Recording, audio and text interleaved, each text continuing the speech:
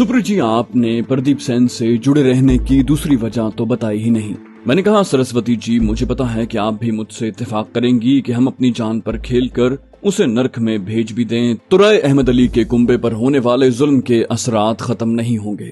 प्रदीप सेन की जगह कोई और ताकतवर बदमाश तमाम अमलाक पर कब्जा कर लेगा, जबकि मैं चाहता हूं कि प्रदीप सेन ने जो जागीर और दीगर अमलाक अपने कब्जे में ली हैं, उसके इबरतनाक अंजाम से दुचार होने के बाद वो दोबारा राय अहमद अली के कुंबे के बचे कुचे अफराद यानी उसकी बेटियों को मिल जाए। लेकिन इसके लिए पहले उन मजलूम बच्चियों को ढूंढना पड़ेगा। प्रदीप सेन के साथ मुंसलिक रहने की दूसरी वजह यह है कि मुझे यकीन है कि उन दोनों बच्चियों को उस दरिंदे की रहनुमाई के बगैर ढूंढना बहुत मुश्किल है। मेरी बात सुनकर वो चौंकी, बोली, उफ खुदाया, राय अहमद अली की कोई बच्चियां भी थीं?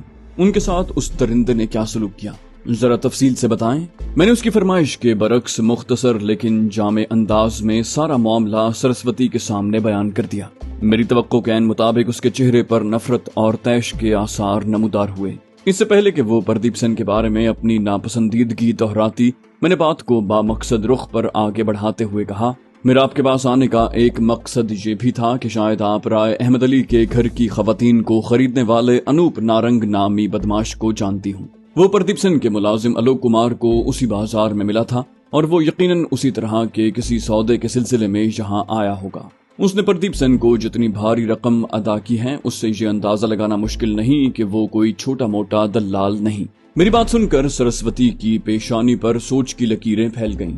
उसने अनूप नारंग का नाम दोहराया। साफ जाहिर था कि वो अपने जहन पर पूरा जोर दे रही है। कुछ देर के बाद उसने थके थके से अंदाज में नफी में सर हिलाया, बोली, नहीं, मैंने गोटी बल के आनंद नगर में भी कभी इस नाम के दल्लाल का नाम नहीं सुना, जबकि आप बता रहे हैं कि वो इतना मालदार है कि लाखों रुपए का यकमुश्त सौदा कर सकता है। वो एक बार फिर सोचने लगी। तभी महिपाल खाने पीने की बहुत सी चीजों समेत वहां पहुंचा और उन्हें मेज पर सजाने लगा। उसे देखकर सरस्वती ने चौंक कर कहा, मुझसे ज्यादा तो महिपाल भाई जानते होंगे, ये तो यहीं के बासी हैं। उसकी बात सुनकर महिपाल हम दोनों की तरफ मुतवज्जे हुआ तो सरस्वती के कुछ कहने से पहले मैंने उसे मुखातिब किया, कहा, महिपाल भैया, बात तो ढकी छुपी है लेकिन शायद आपके इल्म में आ गई हो। आज से 2 साल पहले गोटी शहर के एक रईस ने 2 मुसलमान लड़कियों और उनकी माँ को एक दल्लाल को भारी रकम के बदले फरोख्त किया था। मेरी बात सुनकर महिपाल चौंका। मुझे उसकी आंखों में गहरी हैरत नजर आई। मैंने मजीद कहा, उस दल्लाल का नाम अनूप नारंग है और उसका ताल्लुक शायद हैदराबाद दक्कन से है, लेकिन वो अपने धंधे के सिलसिले में गोटी आया हुआ है। महिपाल ने सोच भरे लहजे में कहा, अनूप नारंग। फिर वो अपने जहन पर जोर डालकर याद करने लगा। उसने फैसले पर पहुंचने में ज्यादा देर न लगाई। बोला, नहीं सुप्रू जी, मैंने ये नाम पहले कभी नहीं सुना और मैं दावा करता हूं कि अगर उसने गोटी में कभी कोई सौदा किया होता तो मुझे उसका न सिर्फ पता होता बल्कि लेन देन करने वाली दोनों पार्टियों की सारी मालूमात भी मुझे मालूम होती। उसके लहजे में एतमाद कूट कूट कर भरा हुआ था, लेकिन मैंने इसरार किया। कहा, लेकिन एक ऐसा सौदा 2 साल पहले हुआ है महिपाल भाई। हो सकता है सब कुछ पहले राजदारी से तय पाया हो। मेरी दरखास्त है कि आप अपने जानने वालों से मालूम करने की कोशिश करें। हो सकता है उनमें से कोई उस शख्स अनूप नारंग को जानता हो। महिपाल ने हाँ में सर हिलाने पर इक्तिफा किया। तभी मैंने उन दोनों को बैक वक्त मुखातिब करके कहा, आप दोनों के ख्याल में क्या हैदराबाद दक्कन में उस शख्स को तलाश किया जा सकता है? मेरा मतलब है कि वहाँ इस धंधे से वाबस्ता लोग भी तो एक दूसरे के बारे में मालूमात रखते होंगे। महिपाल की बजाय सरस्वती ने जवाब दिया, बोली, मैं आपकी हौसला शिकनी नहीं करना चाहती, इसलिए ये तो नहीं कहूंगी कि ऐसा नामुमकिन है, लेकिन मुझे इतना जरूर मालूम है कि वहाँ का बाजार हुस्न बहुत बड़ा है। वहाँ काम करने वाले दल्लालों की तादाद भी हजारों में होगी। ये भी जरूरी नहीं कि अनूप नारंग नामी ये शख्स मुस्तकिलन वहीं के बाजार हुस्न यानी महबूब की मेहंदी में कयाम रखता हो। हो सकता है वो सिर्फ अपना माल बेचने के लिए वहाँ का रुख करता हो। ये सब बताने से मेरा मकसद आपको ये एहसास दिलाना है कि वहाँ उस शख्स को तलाश करना आसान नहीं होगा। मैंने अपने लहजे में उम्मीद बरकरार रखने की हद्दुल इम्कान कोशिश की। कहा, बिल्कुल ठीक कह रही हैं, लेकिन अपनी सी कोशिश तो की जा सकती है। सरस्वती और महिपाल ने जवाब में शायद सिर्फ मेरी दिलजोई के लिए हाँ में गर्दन हिला दी। सरस्वती नमकीन काजू की प्लेट मेरी तरफ बढ़ाते हुए महिपाल को मुखातिब हुई। बोली, अब ये आपकी जिम्मेदारी है कि अपने जानने वाले सब लोगों से बारी बारी मालूमात हासिल करने की कोशिश करें। हो सकता है इनमें से कोई वाकई अनूप नारंग के बारे में जानता हो या किसी ने कम से कम उसका नाम सुन रखा हो। महिपाल ने यकीन दिलाया कि वो आज शाम ही इस ड्यूटी पर लग जाएगा। वो इजाजत लेकर पहले की तरह घर के किसी गोशे में गायब हो गया। मैं सरस्वती की दिलजोई की खातिर खाने की मुख्तलिफ चीजें टूंगता रहा। फिर चाय की प्याली उठाई और सरस्वती को मुखातिब करके गंभीर लहजे में कहा, मेरा ख्याल है आपने मेरी तरफ से फराहम करदा संगीन तरीन इत्तला को संजीदगी से नहीं लिया। मेरी बात सुनकर वो चौंकी और चंद लम्हों तक तशवीश भरी नजरों से मुझे देखने के बाद थके थके से लहजे में बोली, सच बताऊं, मुझे यकीन है कि प्रदीप सेन अपने शैतानी इरादों पर अमल करने के तमाम वसाइल और ताकत रखता है, लेकिन फिर भी मुझे उससे खौफ महसूस नहीं हो रहा, क्योंकि आपने जो कुछ बताया है उससे साबित होता है कि वो अव्वल दर्जे का जालिम है।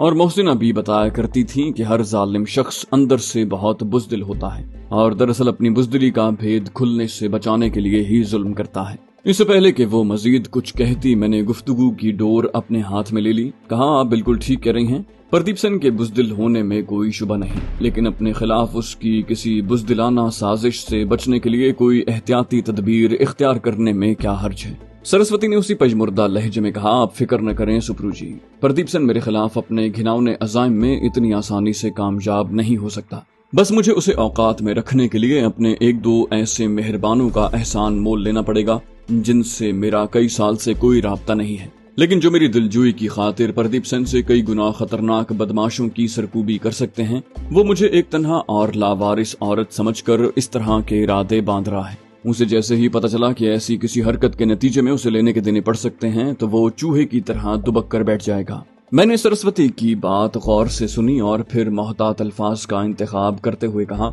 आपने जो कुछ बताया वो बिलाशुबा हौसले बढ़ाने वाला है, लेकिन अगर आपको नागवार न लगे तो मेरे इत्मीनान की खातिर जरा तफसील से बता दें कि आप किस किस की मदद से अपनी हिफाजत के क्या क्या इंतजामात करने का इरादा रखती हैं। शायद मैं भी उस हवाले से कोई मशवरा दे सकूं। मेरी बात सुनकर वो कुछ देर के लिए किसी सोच में डूब गई, फिर गहरी सांस भरकर बोली, मैंने साहबजादा इमादुद्दीन खान के इश्क का जख्म खाने की रुताद आपको तफसील से सुनाई है, लेकिन शायद ये जिक्र नहीं किया कि वो उस जमाने में आनंद नगर पुलिस में एक सीनियर ऑफिसर थे, जिनका शहर में ऐसा रोब और दबदबा था कि गुंडे बदमाश और दीगर जराइम पेशा अफराद दूसरे शहरों और कस्बों में मुंतकिल हो गए थे। मेरे साथ कता ताल्लुक के कुछ ही दिन के बाद उन्होंने अपना तबादला महबूब नगर करवा लिया और बिलाखिर हैदराबाद दक्कन मुंतकिल हो गए। चंद साल बाद वो महबूब नगर लौट आए और अब वो वहाँ के आला तरीन पुलिस अफसरान में शामिल हैं। लेकिन इतने बरस गुजरने के बाद भी वो मुझ नाचीज को फरामोश नहीं कर पाए। जब भी आनंद नगर आते हैं मुझे सलाम भिजवाते हैं और मेरी यहाँ मुंतकिली के बाद भी ईद और दिवाली वगैरह के त्योहारों पर उनके मुबारकबाद के कार्ड बाकायदगी से आते रहते हैं। उसने जो कुछ बताया वो बहुत हौसला अफजा था। मैंने कहा, इन सब बातों से साबित होता है कि आपको अपनाने में नाकामी के बावजूद आप साहबजादा के दिल में बदस्तूर बराजमान हैं। जो शख्स आपकी खातिर अपना आबाई शहर छोड़ सकता है वो आपकी सलामती के लिए कोई भी कदम उठाने से गुरेज नहीं करेगा। मेरी बात सुनकर सरस्वती धीरे से हंसी और फिर कदरे गुरूर आमेज लहजे में बोली, प्रदीप सेन को औकात में रखने के लिए उन्हें कोई कदम उठाने की जरूरत नहीं पड़ेगी। इमाद साहब की तरफ से हल्की सी तंबीह ही उस बुज़दिल इंसान के होश ठिकाने लगाने के लिए काफी है। मुझे महिपाल के जरिए उन्हें सिर्फ एक पैगाम भिजवाना पड़ेगा। मैंने कहा, मुझे यकीन है कि ऐसा ही होगा। फिर भी आप अपने तौर पर आज ही से मोहतात रवि अपना लें। मैं इस दौरान में बदस्तूर प्रदीप सेन के साथ रहूंगा। हो सकता है आजकल मैं उसके सोनागिरी वाले ठिकाने पर मुंतकिल हो जाऊं, लेकिन उसकी तरफ से आपके बारे में किसी खतरनाक अमली इकदाम की सुनगुन मिलते ही आपको इत्तला पहुंचा दूंगा और उसे उस वक्त तक अपने इरादे से बाज रखने की कोशिश करूंगा जब तक आप अपने दिफा की पूरी तैयारी न कर लें। सरस्वती ने पुरजोश अंदाज में मेरा शुक्रिया अदा किया और बताया कि महिपाल के पास एक 2 नाली शॉटगन मौजूद है। फिर उसने खुद अपनी तहवील में मौजूद एक पिस्तौल मुझे दिखाया और दावा किया कि उसका निशाना भी बुरा नहीं। मैं उसके एतमाद पर शक का इजहार कैसे करता, लिहाजा मसनूई इत्मीनान का इजहार करने पर इक्तिफा किया। मैं सरस्वती से इजाजत लेकर वहाँ से रुखसत होने का इरादा कर रहा था, लेकिन मेरी मेजबान के इरादे कुछ और ही थे। वो मुझे अपनी छोटी सी लाइब्रेरी में ले गई जहाँ मुख्तलिफ जबानों में किताबों का अच्छा खासा जखीरा मौजूद था। मैंने चंद किताबें देखी तो तस्लीम करना पड़ा कि सरस्वती का मुताल्ले का ज़ौक़ काफी उम्दा है। हवेली में तन्हा शब बसरी के दौरान में वक्त गुजारी के ख्याल से मुझे किसी मुनासिब किताब की जुस्तजू हुई। कदरे सोच विचार के बाद मैंने अमरीकी अदीब एफ स्कॉट फिट्जजेरल्ड के मशहूर नावल द ग्रेट गैट्सबी का इंतखाब किया। मुझे नॉवल के पेश लफ्ज पर नजरें डालते देखकर सरस्वती चहचहाई, बोली, ये नॉवल बिलाशुबा दुनिया के बेहतरीन शाहकारों में से एक है। मुझे अलमिया अंजाम वाले किस्से पसंद नहीं, लेकिन इस नॉवल ने पहले से आखिरी सफ़े तक मुझे जकड़े रखा। लेकिन इस नॉवल के मरकजी किरदार की तरह अपनी मोहब्बत की खातिर अपना सब कुछ कुर्बान कर देने वाले आशिक अब सिर्फ किस्से कहानियों में ही बाकी रह गए हैं। मैं उस नॉवल के प्लॉट और कहानी के बारे में पहले ही थोड़ी बहुत मालूमात रखता था। सरस्वती ने जो कुछ बताया उससे जाहिर होता था कि उसने वाकई ये नॉवल न सिर्फ पढ़ा है बल्कि समझा भी है। वो एक बार फिर अपनी शख्सियत के एक नए पहलू से मुझे मुतासिर करने में कामयाब रही थी। बिलाखिर मैं सरस्वती से रुख्सत तलब करके अकबी दरवाजे से बाहर निकल आया। प्रदीप सेन की हवेली की तरफ वापस जाते हुए मैं आलोक कुमार के घर पहुंचा। दस्तक देने पर खातून खाना ने टूटी फूटी हिंदी में शौहर के घर मौजूद न होने की इत्तला दी। अलबत्ता कुंजियों का गुच्छा बगैर तलब किए मुझे थमा दिया। मैंने कुंजियां लेने के साथ आलोक कुमार के नाम पैगाम दिया कि मुझे रात का खाना मत पहुंचाए। हवेली पहुंचने पर मैं रात गए तक नॉवल में खोया रहा और फिर किताब सीने पर धरे मेरी आंख लग गई। सुबह जागा तो आलोक कुमार की आमद में अभी काफी देर थी, जबकि प्रदीप सेन तो शायद दोपहर तक ही आता। मैंने गुस्ल करके लिबास तब्दील किया और एक बार नॉवल के मुताले का इरादा किया, लेकिन दिल न लगा। मैंने वक्त गुजारी के लिए आलोक कुमार वाले कुंजियों के गुच्छे की बाकी कुंजियां आजमाने का फैसला किया और मेरी ये फजूल सी कोशिश खासी कारआमद साबित हुई, क्योंकि उनमें से एक कुंजी मुझे सौंपे गए हवेली के कमरे के दरवाजे पर लटके भारी भरकम कुफल की साबित हुई। मैंने थोड़ी सी जोर आजमाई करके वो कुंजी गुच्छे से अलग कर ली। अब मैं हवेली से बाहर जाते हुए अपने कमरे को मुकफ्फल कर सकता था। बाकी दो कुंजियां ऊपरी मंजिल पर मौजूद एक बड़ी और दूसरी निस्बतन छोटी ख्वाबगाह की साबित हुई, जिन्हें गालिबन बवक्त जरूरत मेहमान खाने के तौर पर इस्तेमाल किया जाता होगा। वहाँ मौजूद भारी भरकम गर्द आलूद मसहरियों पर मुकम्मल बिस्तर मौजूद थे, लेकिन उनकी हालत से साफ जाहिर था कि उन्हें तवील अरसे से छेड़ा नहीं गया। तभी मेरे जहन में एक ख्याल आया और थोड़ा गौर करने पर मैं एक फैसले पर पहुंच गया। मैंने बड़ी ख्वाबगाह के एक बिस्तर पर मौजूद इजाफी तकिए का अस्तर उतारा और बगैर अस्तर के तकिए को मसहरी के नीचे काफी अंदर तक पहुंचा दिया। मैं वो मखमली अस्तर साथ लिए तेजी से हवेली के जमीनी हिस्से पर वाक़े अपने कमरे में जा पहुंचा।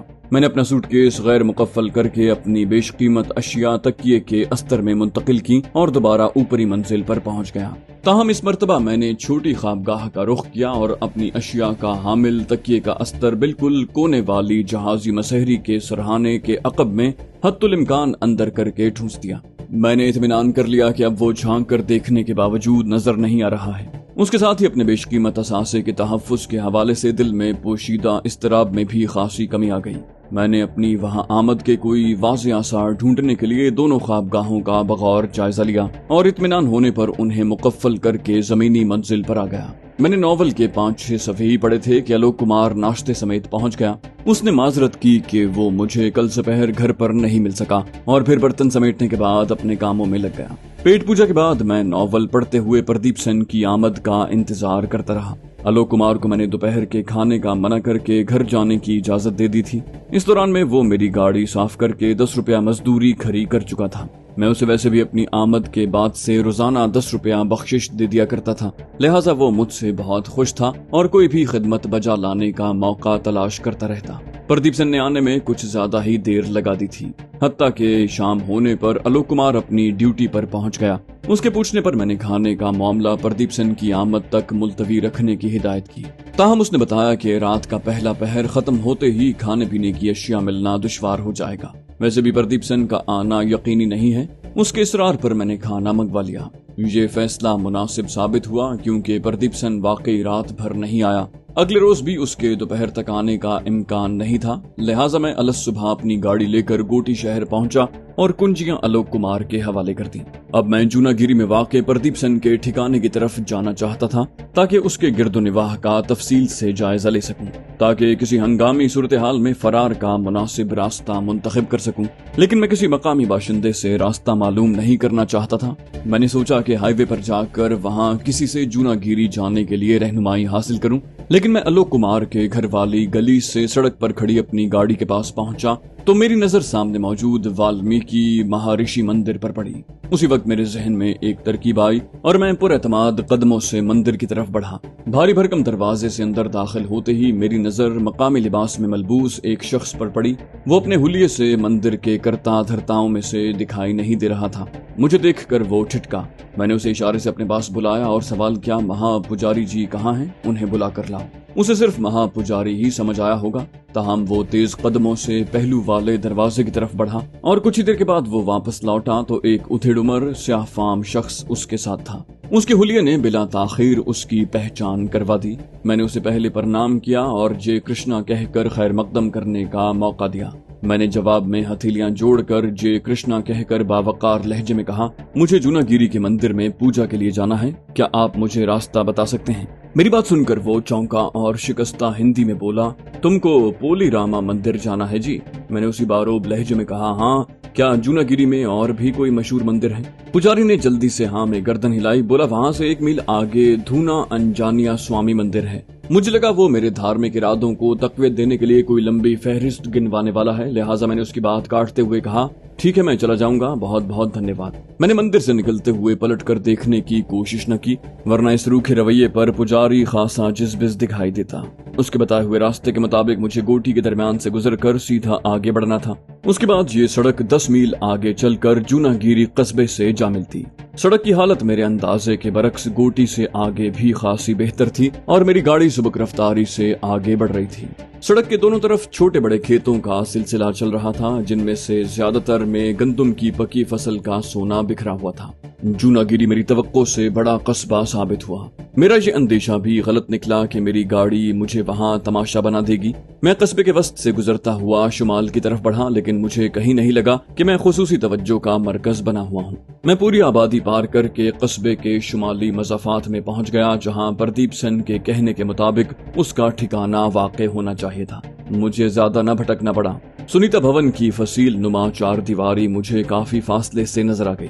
मैंने उसके करीब जाने की कोशिश नहीं की, बल्कि लगभग 1.5-2 फरलांग के फासले से उसका निस्फ चक्कर लगाकर सामने वाला मरकजी फाटक और अकबी फाटक देखने पर इक्तिफा किया। किसी बड़ी जेल का तासुर देने वाला वो तवीलो अरीज अहाता इंसानी आबादी से कम 1.5-2 मील के फासले पर वाक़ था। मैंने मरकजी फाटक के सामने से शुरू होने वाली सड़क पर खुसूसी तवज्जो दी। मेरा अंदाजा था कि वो कस्बे के बाहर ही रहते हुए शायद मरकजी शाहरा की तरफ चली जाती है। अकबी फाटक की तरफ भी यकीनन कोई पुख्ता या नीम पुख्ता रास्ता मौजूद होगा। ये सब इंतजाम देखकर मुझे एक बार फिर प्रदीप सेन की बेऐब मंसूबा साजी का कायल होना पड़ा। मैं वहाँ ठहरे बगैर जूनागिरी कस्बे में वापस आ गया। मैंने पोली रामा पहुंचकर पूजा की और दीगर लवाजिम पूरे किए। उसके बाद मैं मंदिर के बड़े पुजारी के सामने 2 जानू होकर बराजमान हो गया। मुझे खदशा था कि कहीं वो हिंदी से बिल्कुल कोरा न निकले, ताहम मैंने प्रणाम करने के बाद अपना तारुफ करवाया। कहा, मैं दयानंद सुप्रू हूँ, नेलोर का एक व्यापारी। मैंने ठहर कर उस अधेड़ उम्र फरबा अंदाम शख्स के चेहरे के तासुरात से अंदाजा लगाना चाहा कि उसे मेरी बातें समझ में आई हैं या नहीं। वो फौरन एहतराम भरे लहजे में बोला, आपका स्वागत है दयानंद बाबू, मैं परशुत्तम माधव हूँ, बहुत खुशी हुई आपसे मिलकर।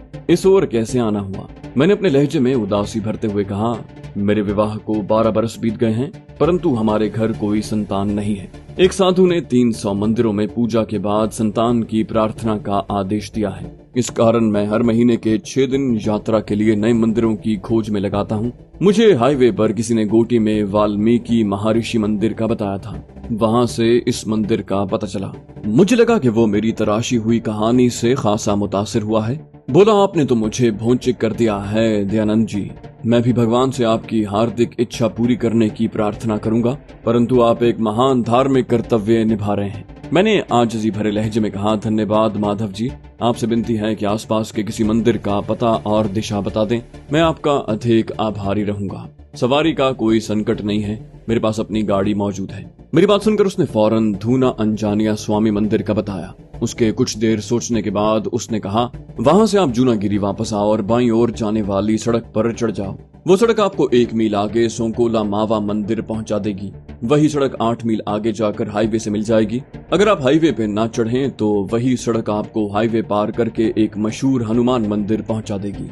उससे आगे पीपली कस्बा है, वहाँ से आप वापस बाएं मुड़कर एक बार फिर हाईवे पर पहुंच सकते हैं। मैंने खुलूसे दिल से पुजारी का शुक्रिया अदा किया। उसने पहली बार एक काम की बात मुझे बताई थी। उससे रुखसत होकर मैं एक बार फिर अपनी गाड़ी में जा बैठा और वहाँ से चल पड़ा। अलबत्ता मेरा रुख अनजानिया स्वामी मंदिर की बजाय पुजारी की बताई हुई सड़क की जानिब था। सड़क ज्यादा चौड़ी नहीं थी और उसकी हालत भी कुछ ज्यादा अच्छी नहीं थी। तहम मेरी गाड़ी ने धचकों का ज्यादा एहसास नहीं होने दिया। कुछ देर के बाद बाएं तरफ एक बस्ती में कदीम तर्ज का एक छोटा सा मंदिर दिखाई दिया। यकीनन वही सोंकोला मावा मंदिर होगा। तहम मैं उसे नजरअंदाज करके सीधा आगे निकलता चला गया। लगभग 20 मिनट के मजीद सफर के बाद मुझे हाईवे के आसार दिखाई देने लगे। पुजारी के बयान के ऐन मुताबिक वो सड़क हाईवे पार करके सीधी आगे बढ़ती दिखाई दी। मैंने उस सड़क पर हनुमान मंदिर और फिर पीपली कस्बे की तरफ बढ़ने का सोचा, लेकिन फिर गाड़ी हाईवे पर चढ़ाकर उसका रुख दाएं तरफ कर दिया। फिलहाल महल वकू और इलाकाई मकामात से इतनी वाकफियत काफी थी। मुझे हाईवे पर खासी तेज रफ्तारी से गाड़ी चलाने के बावजूद गोटी की तरफ जाने वाली सड़क तक पहुंचने में 35-40 मिनट लग गए। इसका वाज़ेह मतलब ये था कि अंदरूनी सड़कों वाले रास्तों से फासला नुमाया तौर पर मुख्तसर हो जाता था। मैंने ये काम की बात ज़हन नशीन कर ली।